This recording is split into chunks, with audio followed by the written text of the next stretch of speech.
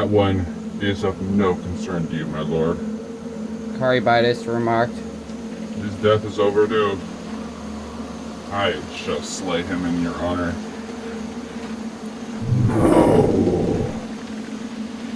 The voice now had a raspy quality to it, one that stirred every nerve in Zayl's body. The possessed Aldric tossed aside the shell that had been the moon of the spider like so much garbage and strode easily toward the captive necromancer. Unlike the other spiders, this one had complete control over his host. When the mouth of Lord Jitan moved, the mannerisms were not as all different from the living man's. No. He is to be preserved. Frowning, Caribitis replied, As you desire, Lord Astrogha. As you desire. My children, to the city of men. Go. Astrogha said to both. They will their hosts drink and become one. My power will again grow. A god I will be again. A god you never were, Zayl finally managed to say. He glared at the macabre figure. Only a lowly demon, Astrogha. That's all you'll ever be. A footstool for Diablo, the true Lord of Terror. The spider's body pulsated. A look of righteous fury swept over Jitan's contorted face, and one hand went up, a dark ball of flame materializing above the palm. But the flame was quickly snuffed out by the closing of the noble's fist. Through his host, Astrogha smiled again. From my Lord Diablo, I would never that title take. His vassal I am, but ruling in his name, he will not mind. This kingdom of men will be made over in my image, but it will be to serve the ultimate desire of the great Diablo. Zayl looked to his counterpart. Caribitis, can you not see yet the insanity you unleash? Is this what you want? It is exactly what I want. It is exactly what is needed for the world. This will send the balance reeling to the side of darkness. The armored Rathmanian shook his head. No, it will not. The balance will be preserved. Zayl gaped at him, wondering how even at the maddest Caribitis could possibly believe that. Enough of this talk. Harassed the Astrogha, the demon turned back to the altar. The hold is not yet true. There must be more time. The timing will be perfect. Caribitis' eyes lowered smoothly, assured the demon. But in those eyes, Zayl saw what Astrogha did not. Caribitis did indeed intend to preserve the balance. He planned some betrayal of the demon. But when it would happen, surely not before countless lives were lost to the minions of this false god. Zayl was tempted to tell Astrogha this, but he doubted that the demon would listen. Like so many of his hellish kind, the spider was vain to the point of utter self-denial. That someone would be able to outwit him would be beyond his comprehension. But if anyone was capable of doing it, it would be Caribitis. The possessed noble returned to Sardak's ravaged body. Astrogha dipped a finger in the congealing life fluids and brought it to Aldric's mouth to taste. So long ago, since such nectar I have tasted. So long ago, since trapped in that accursed bubble. With a sudden rage, the noble shoved the corpse off the side. It was an injustice, it was. A crime, it was. They did not understand. Caribitis murmured, placating the creature. Understand they did not. Agreed Astrogha.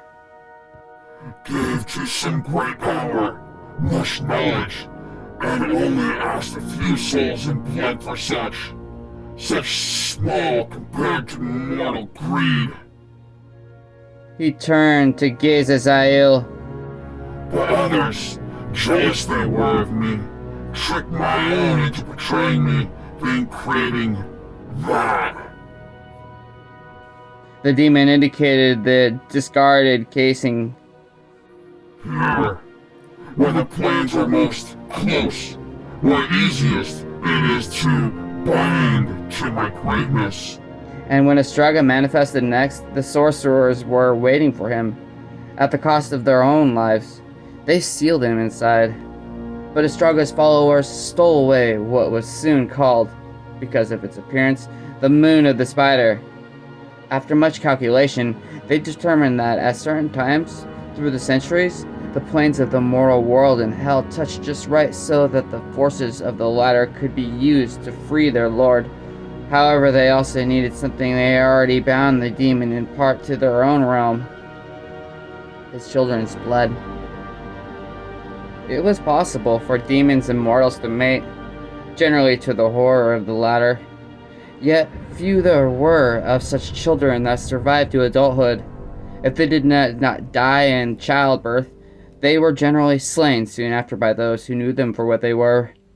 But despite his own appearance, Astrogha's get looked more human than most, and many were even beautiful or handsome to behold. Thus they survived where others did not. For the servants of the spider, this presented a bounty, at least for a few generations, when the intermingling of normal mortal blood with that of Astrogha's lion reduced the ties to the demon until they were all but non-existent. Undaunted, the priests did the only thing that they could. Whenever someone was discovered with even a hint of the heritage, they were secretly taken and slain upon the altar. By intricate spells, their living blood and heart preserved indefinitely. Other spells refined the blood in the hopes that when the proper phase came, it could all be used as if pure. But such butchery could not go unnoticed forever. There were those, the sons of Rakkus in particular, who discovered the cultists living among them. With the questionable assistance of sorcerers such as the Vajeri, the sons of Rakkus located the hidden temple beneath what had then been a church. The location had served as a nexus of forces reaching even into the hell. Perfect for the cultists to use. The soldiers and spellcasters put an end to what that use, freeing the sacrifices and slaughtering all but a few of Astrogha's followers. Those few fled across the sea, where they bided their time and awaited the moment of destiny. With them, they brought the preserved hearts and some of the purified blood. When at last the moon itself came into alignment, they cast the spell, and only too late discovered that they had planned insufficiently. The weaker blood did not serve its entire purpose. It freed Astrogha, yes, but made him only a ghost of himself, far too weak to battle the Vajari who discovered his return. Forced I was to flee back here in hope with true blood of my children to bind me better to this world again. Hissed the spider. Smell it even from across the twin seas. The sons of Rakkus were no more. Their fall of mystery even to the demon, but Westmarch as a kingdom now flourished. The surviving followers hid the weakened demon in the ruins of his old enemies' mountain stronghold, then sought out those of the blood. But the Vajra followed more quickly than even Astrogha had imagined they could. Most of his human puppets were slain, and the sorcerers used their last strength against the demon. They lacked the power to destroy him, but they did manage to seal him again in this orb.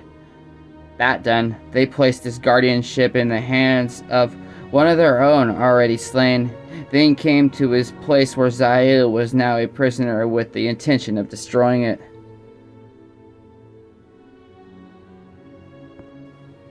It was built to best enhance the link between the planes. Caribitis kindly explained to his Destroying counterpart. it would have weakened that link to the point where even pure blood would have no longer sufficed to free him. but for some reason, they failed.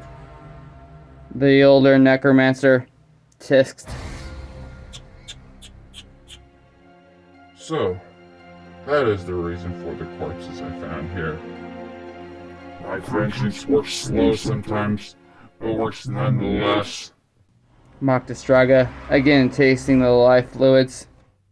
They entered, only to be bitten by the smallest but deadly of my children. Perish they did. I felt it even in my cursed limbo. Caribitis glanced up at the ceiling. My lord, the time of the next phase is nearly upon us. You would do to make next preparations. Yes. Correct you are. Astrogha reached a gore-soaked hand toward Zayl. Come to me, my chosen one.